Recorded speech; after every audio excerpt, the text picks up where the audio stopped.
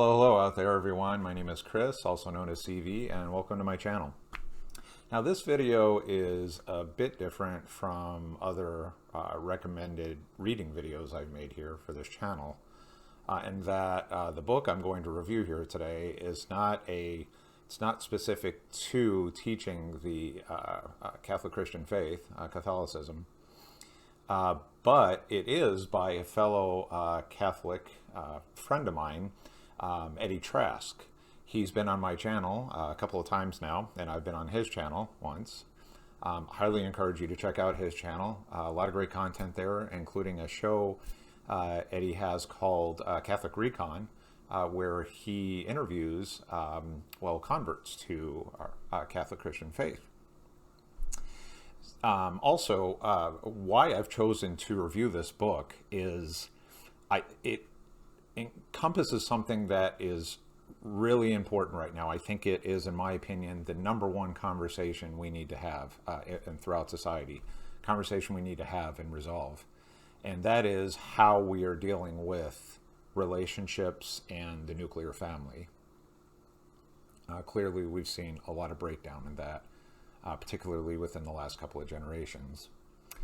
So although this book, which we'll cover this here in just a second,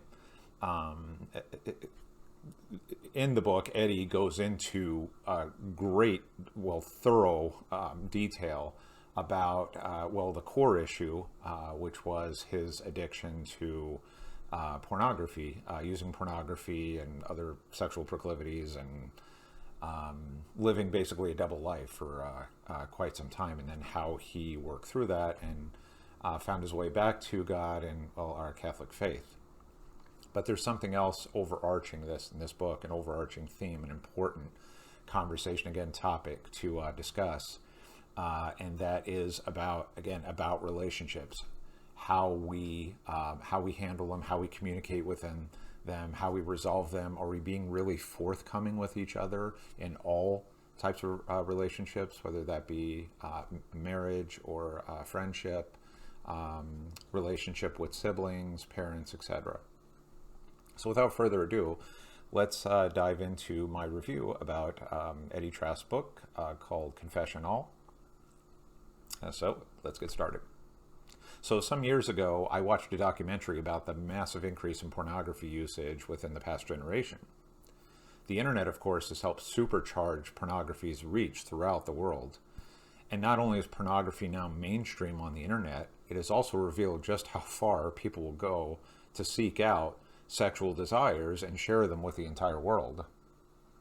Porn sites have shamelessly enabled a wide range of fantasies, fetishes, and obsessions, whether that be hyper-focusing on specific body parts, pushing the boundaries of hardcore porn, or whatever that means at this point, normalizing forced sexual encounters, exploring incest-related fantasies, or promoting sex chat and encounters online.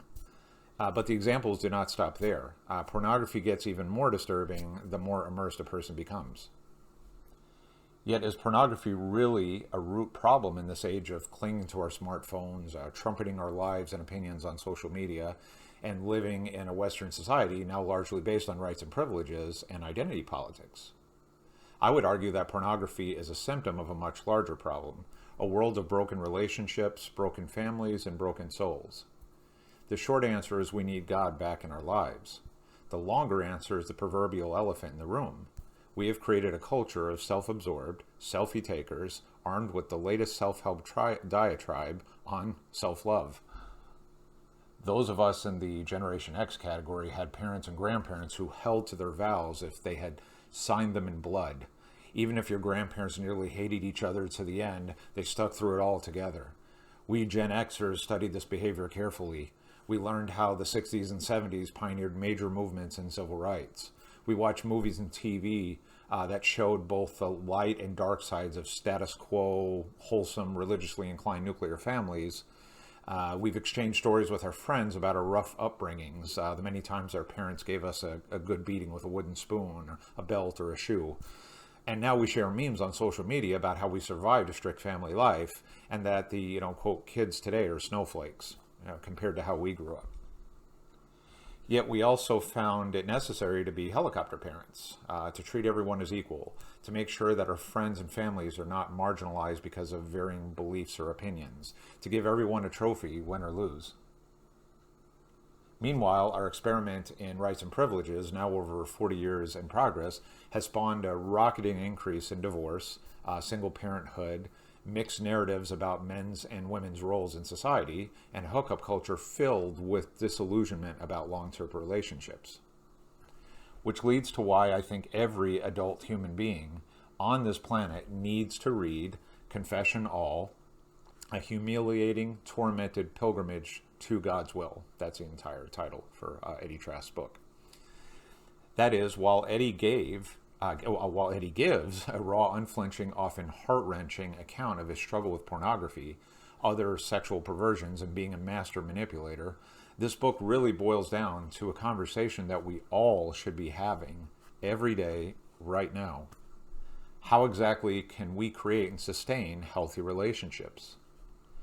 Keeping in mind that Confession All is just that, or keeping that in mind, that is, Confession All is just that. It is a book about a now brave soul who not only spills his guts to the world, but also shows the reality of most modern relationships.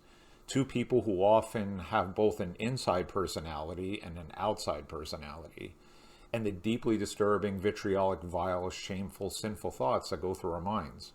We are all guilty of this. And ironically enough, in a world where we constantly preach to each other the crucial importance of honesty, trust, and communication, are we ever 100% forthcoming with each other? Confession All shows that many of us, if not all of us, are not so forthcoming. Worse, aren't we inundated with mixed signals about what is or what is not appropriate to say in everyday conversation? Instead, don't we hashtag it with a TMI or creeper alert? Or with the recent rather bizarre rise of woke culture here in the West, isn't the problem now even more compounded and, dare I say, at risk of being canceled? Or what about the clear divide here in the US about what is or what isn't politically correct? And what about the growing emphasis in the corporate world on transparency, diversity, inclusion, and equity? In other words, we have the epitome of communication problems on our hands. So much is the case that we are now even having heated debates about the definitions of reality and truth.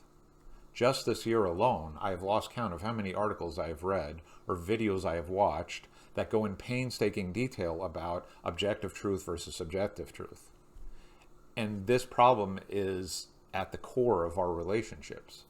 If we have a hard time dealing with reality, how can we ever have healthy relationships that are based on real transparency and objective morality? Confession All faces this question head on. Eddie shows us our shared dark sides.